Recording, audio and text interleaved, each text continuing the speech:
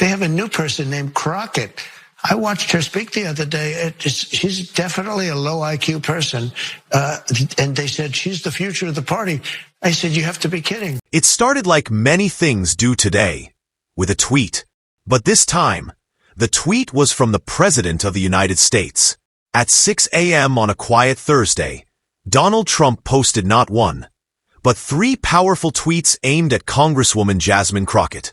The Democrats to bring them back into play after years of being left out in the cold, including suffering one of the greatest losses in history, the 2024 presidential election. The Democrats should nominate low IQ candidate Jasmine Crockett for president, and AOC plus 3 should be respectively vice president. There was no warning and no past fight. Trump suddenly called her a fraud. He accused her of being corrupt, working with foreign countries, and using campaign money to buy fancy things for herself. He gave no proof, just said it. But when you have over 90 million followers, your words have power. Within minutes, the internet exploded. Hashtags like Crockett exposed and Trump targets women started trending. News channels reported it. Conservative blogs spread it. And hate messages started flooding in. What are we supposed to do with them? It is to the point where Jasmine Crockett, a lawyer, by the way, an incredible young leader who probably will and should take over the party. Crockett's team stopped getting ready for committee meetings and started dealing with threats. Her phone inbox, and even her mother's mailbox, were filled with messages. Some were mean, and some were truly scary. French to him. So MAGA supporters, once again, MAGA supporters are flooding social media with comments riddled with sexist and racist. One email told her to watch her back. A voicemail just said, "Traitor, you'll get what's coming." And just like that, her whole life changed. There was no investigation, no scandal, no warning, just sudden attacks. I think that this should not be partisan. This should be right versus wrong. A lot of the things that this administration is doing, they don't have anything to do with partisanship. This is right versus wrong. And right now, they are consistently wrong. Just tweets. But Trump's followers didn't need any proof. They believed him anyway. How about this new one they have? Their new star, Crockett. How about her? Is that real? Are they serious about that? That's their new star? If that's their new star, they're in serious trouble.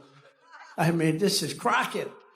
Oh man. But we've done a job, but they've totally lost their confidence. And it's a hard thing when you lose your confidence. People started calling Crockett's office nonstop. Her staff was yelled at and insulted. Crazy rumors spread online. Her office in Dallas got flooded with threats. Someone even leaked the address of her apartment in D.C. Still, Crockett didn't say a word. No tweet, no press statement. Just 36 hours of calm focus. She refused to play Trump's game. Instead, she was working on something bigger. A lawsuit. By Friday, her legal team had already started gathering proof. Screenshots, voicemails, and police reports. They were getting ready to sue the president for lying, spreading false claims, and putting her in danger. When Crockett finally spoke, it wasn't dramatic, just clear and powerful. At a calm press conference, she said the president used his platform to spread dangerous lies. And now, he would be held responsible. Across the world, I get emails from all over this world with people that are fearful because of the lack of leadership that they're seeing right now on the federal level here in the United States. That same day, she filed a $100 million lawsuit, and everything started to change. The focus shifted. It was no longer about Trump's tweets, but about how Jasmine Crockett responded. This was just the beginning. Her defamation lawsuit against President Trump was quickly gaining attention. Behind the scenes, the White House communications team was scrambling to control the damage from Trump's harsh tweets. Staff were worried the case might expose private details, like who approved or helped write the tweets. The White House stayed mostly silent. Press Secretary Lisa Michaels gave only vague answers. But one thing was clear. The lawsuit wasn't going away. It was changing the whole national conversation. By midweek, the media started to take the case seriously. Legal experts, former politicians, and even some conservative voices began speaking up. Everyone could see the truth.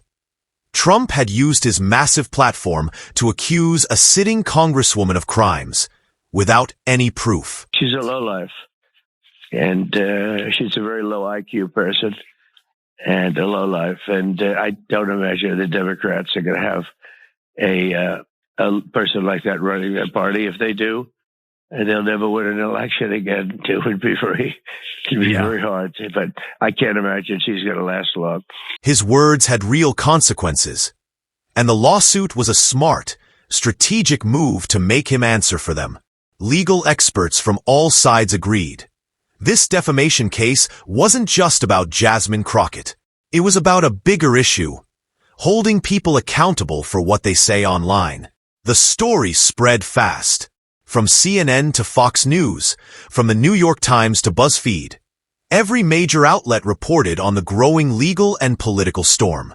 While Crockett remained calm and focused, her legal team worked non-stop, presenting clear evidence of the damage caused by Trump's words. Like, this is not America. This is a terrible nightmare. Somebody slap me and wake me the up, because I'm ready to get on with it. This wasn't a political show. It was real, serious harm. What started as a personal attack on Crockett had turned into a major moral and legal fight about the limits of free speech, power, and responsibility. Crockett stayed calm and focused, which stood in sharp contrast to Trump's usual loud media tactics. She didn't fight back with insults. She let the truth speak for itself. Support for her grew quickly, not just from Democrats, but from women of all political backgrounds who saw the bigger meaning behind the case. By the second week, it wasn't just about Crockett versus Trump anymore. It had become a national conversation about the dangers of unchecked power and online lies. Even some of Trump's supporters began to question whether his tweets were a mistake. The political mood had shifted. For Crockett, this wasn't about attention.